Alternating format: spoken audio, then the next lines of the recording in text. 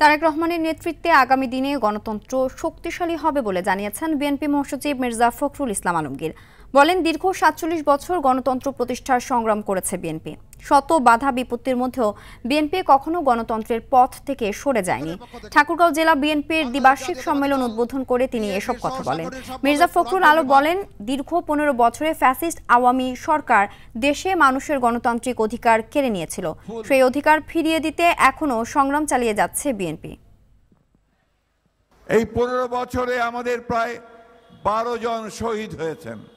এই দেশের মানুষের উপরে ফ্যাসিস্ট আওয়ামী লীগ যে নির্মম নির্যাতন চালিয়েছে, গণতন্ত্রকে ধ্বংস করেছে, রাজনীতিকে ধ্বংস করেছে, অর্থনীতিকে ধ্বংস করেছে, মানুষের সকল মৌলিক গণতান্ত্রিক অধিকারগুলোকে কেড়ে নিয়েছিল।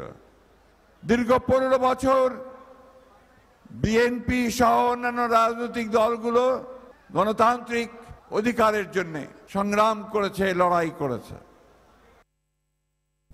এ বিষয়ে আরো জানাতে ঠাকুরগাঁও বালক সরকারি উচ্চ বিদ্যালয় মাঠ থেকে সরাসরি যুক্ত হচ্ছেন সহকর্মী সোহেল পারভেজ।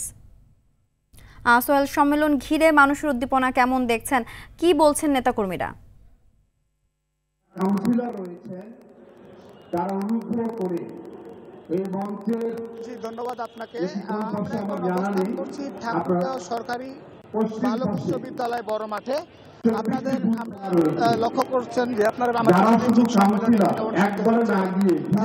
দীর্ঘ ৮ বছর পর যে বিএনপি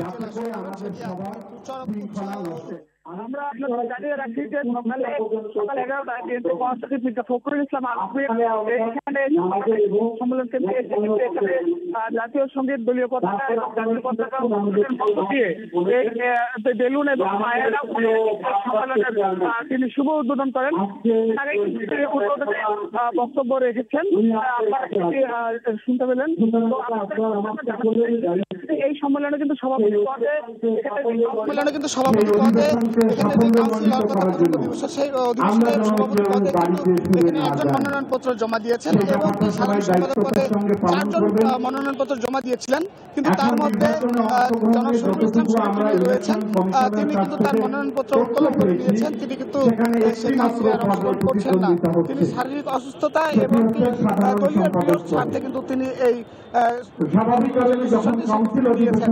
আমরা আপনাদের দেখানোর চেষ্টা করছি। আপনারা লক্ষ্য করছেন যে এখানে বিভিন্ন অঙ্গ সংগঠনের নেতৃবৃন্দরা সহ সবাই কিন্তু এখানে উপস্থিত হয়েছে এবং জেলা বিভিন্ন পর্যায়ের নেতাকর্মীরা এখানে আমরা দেখেছি তারা এসেছে। এখানে একটি সম্মেলন অনুষ্ঠিত হচ্ছে। তো এই ছিল আমার কাছে ঠাকুরগাঁও বড় মাঠ জেলা কাউন্সিল হচ্ছে। ধন্যবাদ।